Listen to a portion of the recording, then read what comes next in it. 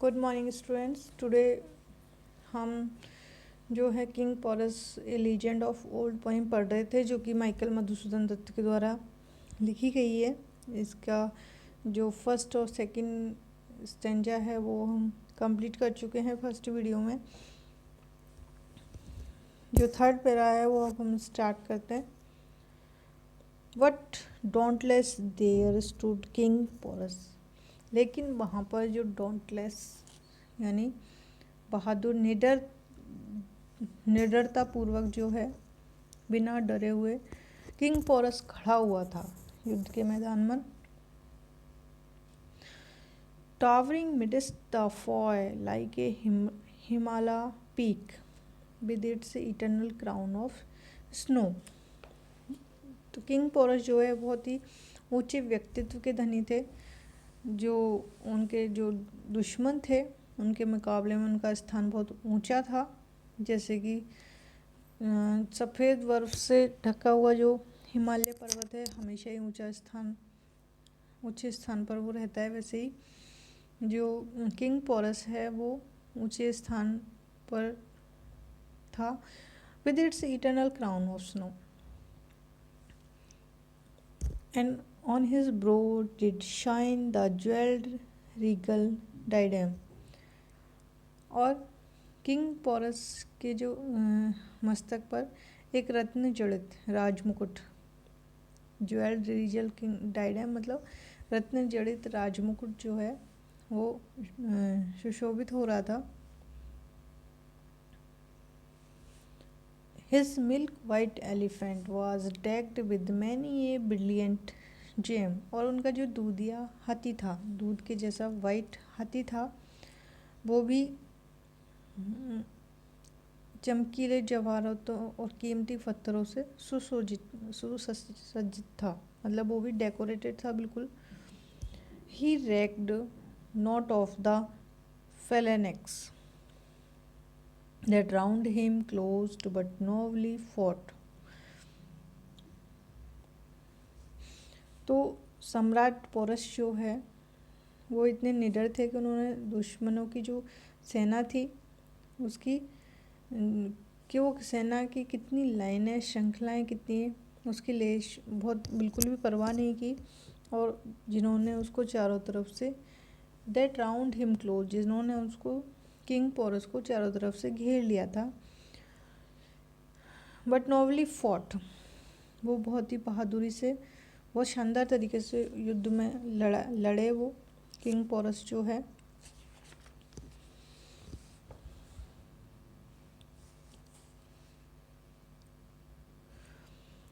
Alike and like the angry winds that blow and lofty mountains pines lay low।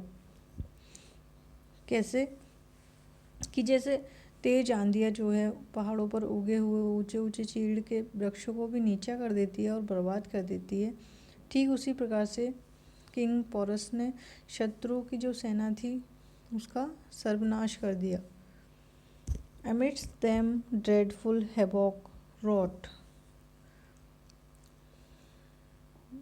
King Porus ने जो शत्रु की सेना है उसका बहुत ज़्यादा विनाश किया, जिससे उनकी संख्या में बहुत कमी हो गई। और उनके बीच में जो शत्रु की सेना थी उनके बीच में एक खतरनाक हैवॉक नाश जो है किंग पोरस के द्वारा लाया गया। And thinned his crown and countries for the hardiest warrior at his डेड deeds away struck quelled like wind shaken reads.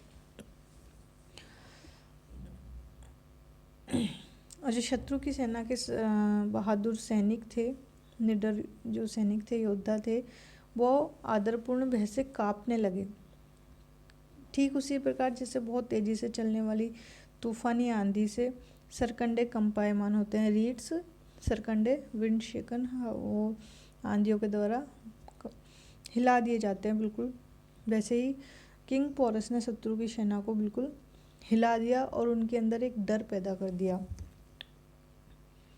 They dared not look upon his face।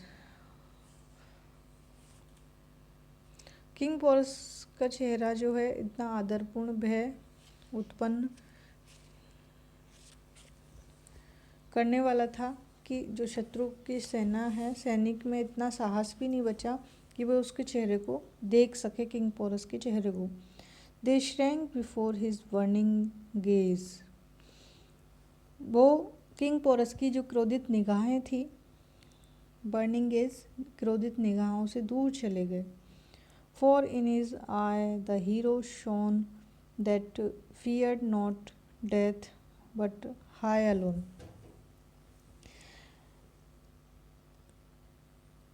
क्योंकि जो किंग पोरस था उसकी आंखें इतनी तेज़ी से चमक रही थी कि वो डेथ से भी नहीं डरता था। दैट फियर नॉट डेथ मतलब वो डेथ से भी नहीं डरता था, but high alone awing as if of lightning made. वो इतनी तेज़ गति से चल रहा था जैसे कि स्काई में चमकने वाली बिजली हो, जो बहुत ही असाधारण गति से सारे आकाश में चमकती है, वैसे ही किंग पोरस जो है वो चमक रहा था। That is cost all that is gazed upon trembling the living with the dead. और किंग पोरस अकेला ही अपने हाथों से युद्ध कर रहा था और उस बिजली की तरह जिसको हर देखने वाले को जलाकर ख़त्म कर दे, ऐसी उसकी निगाह थी, ऐसी गति थी उसकी युद्ध करने की। तो इस प्रकार से जो किंग पोरस है उसने सभी जो दुश्मन हैं उनको कुचल दिया, चाहे वो जीवित थे या मृत थे, सबको उन्होंने मौत के घाट उतार दिया। The immortal thunder's son astonished eye the heroic king, he saw him bravely charged like his dread father fuming.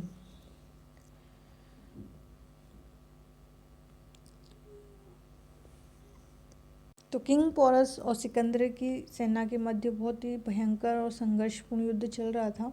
तभी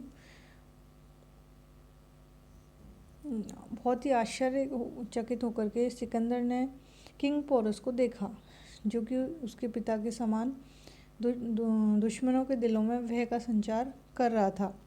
ही stood as stand the ocean rock, वो एक पर्वत ओशियन रॉक की तरह खड़ा हुआ था। amidst the lashing blows, unmoved at his fierce thundering shock।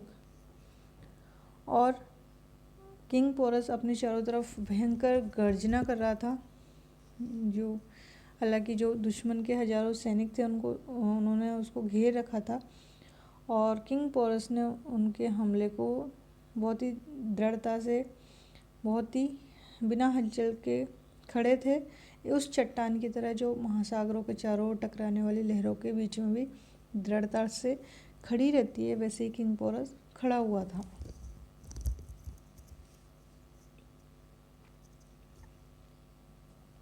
But when the एमिथियन conqueror, लेकिन जब एमिथिया के विजेता यानी सिकंदर ने, अलेक्जेंडर, सा that with gapping wounds he blade, जब सिकंदर ने जो किंग पोरस था उनके खुले और रक्त रंजित घावों के साथ उसको देखा, डेडियस्ट डेडियस्ट ही क्राइड, तो उसने बहुत ही ऊंची आवाज़ में अपने योद्धाओं को रुकने का आदेश दिया, अपने सैनिकों को रुकने के लिए बोला। डेडियस्ट डेडियस्ट मतलब स्टॉप स्टॉप, रुको।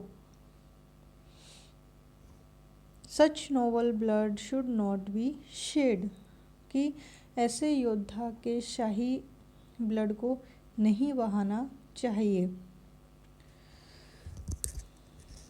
Then a herald was sent, herald means अग्रदूत, कोई संदेशवाहक, तो एक संदेशवाहक भेजा गया किंग पोरस के पास। वेयर ब्लीडिंग एंड फेंट stood midst the dying and the dead, King Porus boldly undismayed।